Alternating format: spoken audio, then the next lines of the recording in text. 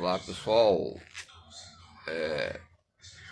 As questões entre panoramas importantes relacionados às provas oficiais de salto, o atletismo, buscamos algo que venha objetivar sempre no presente e no futuro.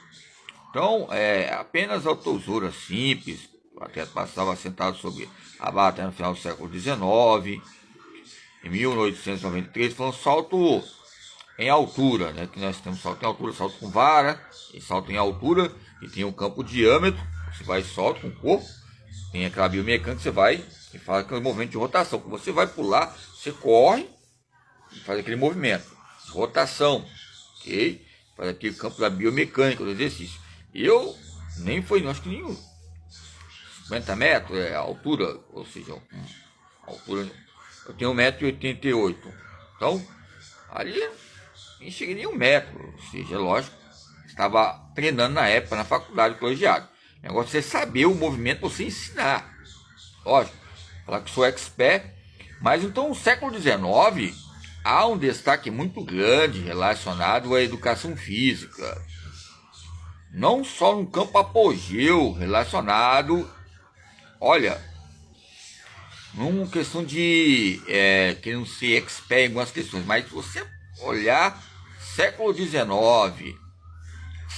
foi um campo relacionado, não o rolo, o campo holístico, rolo, a gente fala o termo aqui, considerado um grande avanço. Então, em 1912, o norte-americano George Oriner surpreendeu com o seu rolo lateral, em estilo que conseguiu 2 metros. Okay?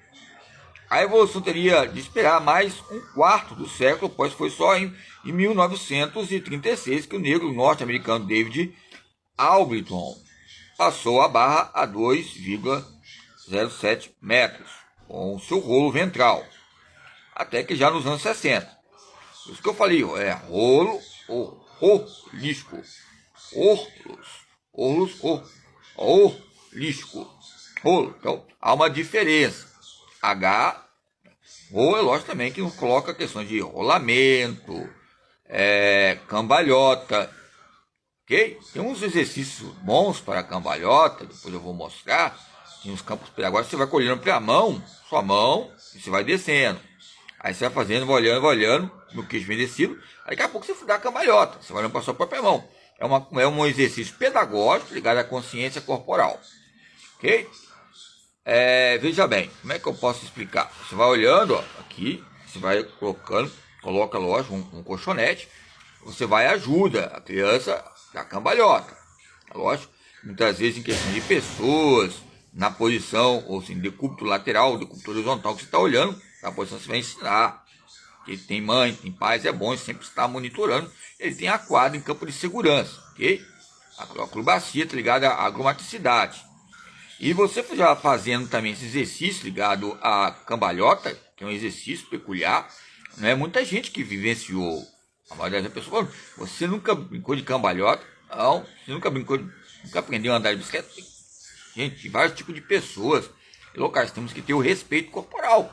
Se não ter, não é questão que eu estou defendendo, é questão de integração motora, discriminação motora, ou seja, esse acervo, repertório. Então, quando a gente fala sobre o George, que foi 2 metros, depois 2,7 metros, ok?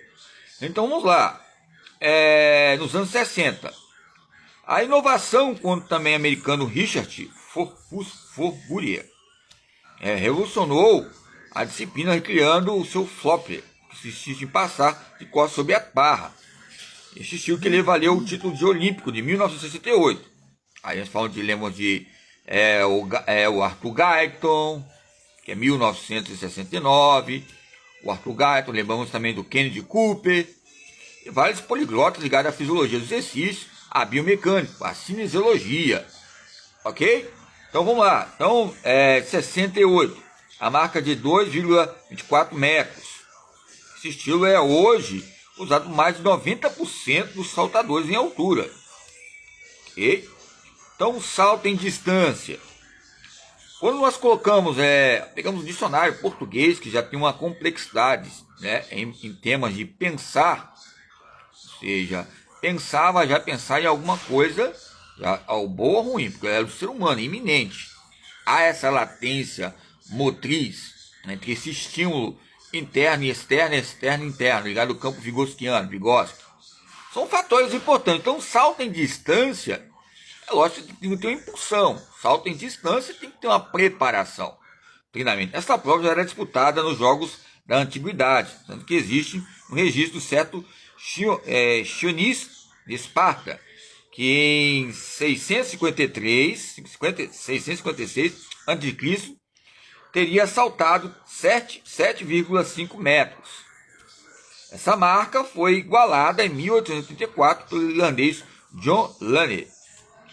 Aí, tempos atrás, nós estávamos na própria aula teórica, propriamente dita, e uns colegas falaram assim com a professora lá: rapaz, muito pouco, fomos para a prática, acho que, meu Deus, ou seja, colegiado na prática, a teoria parece que é algo novo, assim, né? Nossa, gente. Vamos lá, então, 2000, John Lunny, isto é, 2.540 anos depois, né?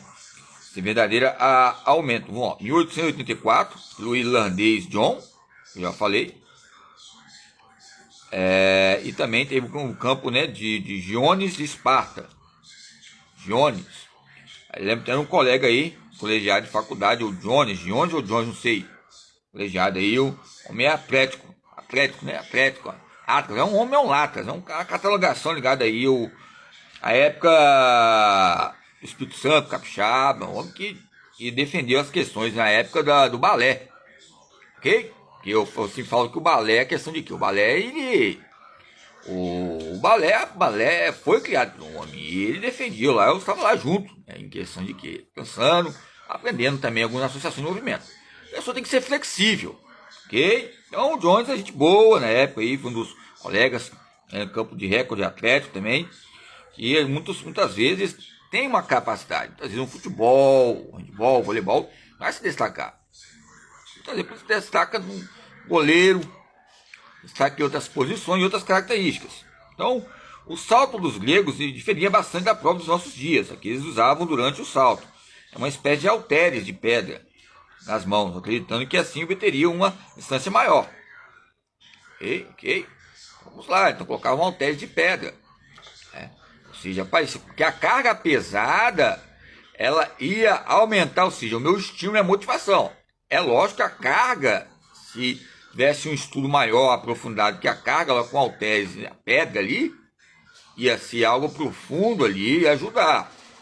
Eu lembro tempos atrás, um rapaz, até hoje eu converso com ele pode me tratar da maneira formal ou informal que seja, sempre quietinho no lugar, que ele colocou uma caneleira, 5 quilos cada lado, e foi treinar na esteira.